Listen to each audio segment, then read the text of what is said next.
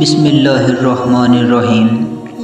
ناظرین، جالوت تاریخ کا ایک نہایت طاقتور اور قدور سپاہی تھا۔ ہر کوئی اس قدور اور طاقتور سپاہی کا مقابلہ کرنے سے گھبراتا تھا، لیکن ایک چھوٹے سے چرواہے نے ایک ہی ضرب میں اسے پچھاڑ دیا۔ کیسے؟ آئیے جانتے ہیں اس ویڈیو میں۔ ناظرین، جالوت کا ذکر قرآن پاک میں سورہ بقرہ کی آیہ نمبر 251 میں تفصیل کے ساتھ موجود ہے۔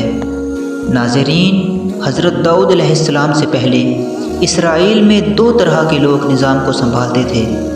ایک تو نبی ہوتا جو نظام شریعت کو سنبھالتا، اور دوسرا بادشاہ جو کہ ملکی نظام کو چلاتا تھا۔ اس وقت یہ دونوں منصب دو ہی خاندانوں میں رہتے تھے۔ پہلا بادشاہی کا جو یہودا ابن یعقوب کے خاندان میں رہتا، اور دوسرا نبوت کا جو لادن ابن یعقوب کے خاندان میں رہتا۔ ناظرین، بنی اسرائیلیوں پر ایک ایسا زمانہ بھی آیا کہ ان میں کوئی بھی بادشاہ موجود نہیں تھا، لیکن حضرت شموئیل علیہ السلام ان میں بطور نبوت کے عہدیدار موجود تھے۔ اس وقت ایک بربر قوم جو کہ عمالقہ کے نام سے جانی جاتی ہے، ان کے پڑوس میں رہتی تھی۔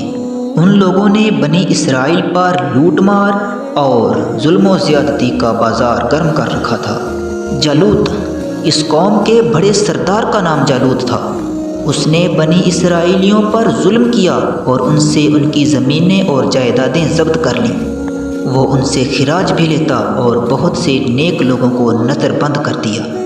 ناظرین، یہودیوں کے لیے ایک بہت ہی بابرکت صندوق جو کہ تابوت سکینہ کے نام سے مشہور ہے، جالوت نے ان پر ظلم و زیادتی کی حد کرتے ہوئے وہ بابرکت صندوق بھی ان سے چھین لیا۔ قوم بنی اسرائیل تابوت سکینہ کھو دینے کے بعد نہایت بدترین حالات کا مقابلہ کرنے لگی۔ ایک دن بنی اسرائیلیوں نے حضرت شموئیل علیہ السلام سے درخواست کی کہ آپ تو جانتے ہی ہیں کہ ہمارے پاس کوئی بادشاہ نہیں ہے، لہٰذا آپ ہمارے لیے ایک کو بادشاہ مقرر فرما دیجیے۔ تو حضرت شموئیل علیہ السلام نے بحکم خدا طالوت کو اس قوم پر بادشاہ مقرر فرما دیا۔ ناظرین، طالوت کافی طاقتور، علم والے اور نیک انسان تھے، لیکن نہایت مفلس اور بکریاں چرا کر اپنا اور اپنے خاندان کا پیٹ پالتے تھے۔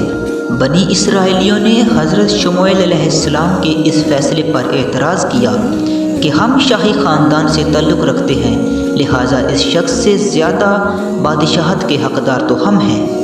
لیکن آپ علیہ السلام نے فرمایا کہ یہ تو اللہ کا حکم ہے، جس نے اسے تم سب میں سے زیادہ علم عطا کیا اور جسم میں کشادگی عطا فرمائی۔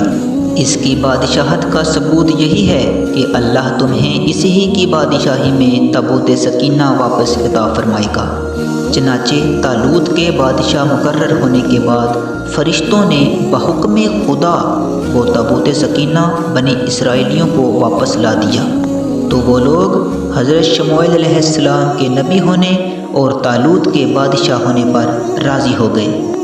پھر حضرت طالوت نے بادشاہت سنبھالنے کے بعد لوگوں میں ظالم سردار جالوت کے خلاف حوصلہ بلند کیا اور لوگوں کو اس کا مقابلہ کرنے کی ترغیب دی۔ تو ایک دن سب لوگ طالوت سے جنگ کرنے کو نکل پڑے۔ ناظرین، اللہ کا یہ دستور ہے کہ وہ اپنے بندوں کو مختلف آزمائشوں سے آزماتا ہے۔ تو اللہ نے اس قوم کو پیاس کی شدت سے آزمایا۔ نہایت گرمی کا موسم تھا، تو راستے میں ایک نہر آئی اور ان لوگوں کو حکم دیا گیا کہ سوائے انتہائی پیاسے شخص کے وہ بھی ایک چلو پانی پیے گا، اس کے علاوہ اور کوئی بھی پانی کے قریب بھی مت جائے۔ گرمی کی اس شدت میں کچھ لوگ تو امتحان میں کامیاب ہو گئے، مگر جنہوں نے نافرمانی کی تو ان کی پیاس کی شدت اور بھی بڑھ گئی اور وہ جالوت سے جنگ کرنے کی ہمت کو ہار بیٹھے۔ ناظرین، مختلف روایت کے مطابق حضرت طالوت کے اس لشکر کی تعداد 80,000 تھی، جن میں سے صرف اور صرف 313 ہی اس امتحان میں کامیاب ہوئے تھے۔ نہر کو عبور کرنے کے بعد انہوں نے ظالم جالوت کو ایک لشکر کی سمیت دیکھا۔ جنگ کے لیے بنی اسرائیلیوں نے وادی الہ میں قیام فرمایا۔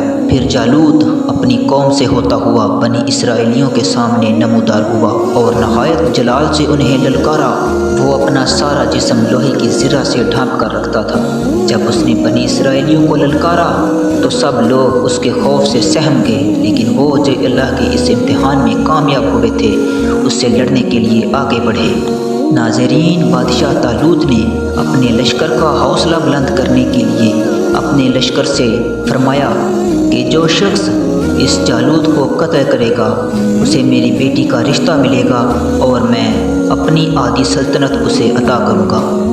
ये ऐलान होते हुए एक अजीब मंज़र आँखों के सामने आया कि एक बहुत छोटी उम्र के लड़के, निहायत गरीब, जो कि पेशे में चरवाहे थे, मंजर आम पर आए, जिनका नाम हज़रत दाऊद अलैहिस्सलाम है।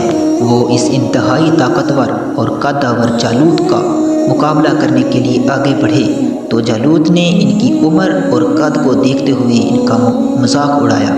लेकिन हज़रत दाऊद अलैहिस्सलाम ने अल्लाह ताला को याद करते हुए अपनी गुलेल जलाने की महारत का इस्तेमाल किया और इसमें पत्थर डालकर जालूत की तरफ ज़ोर से दे मारा।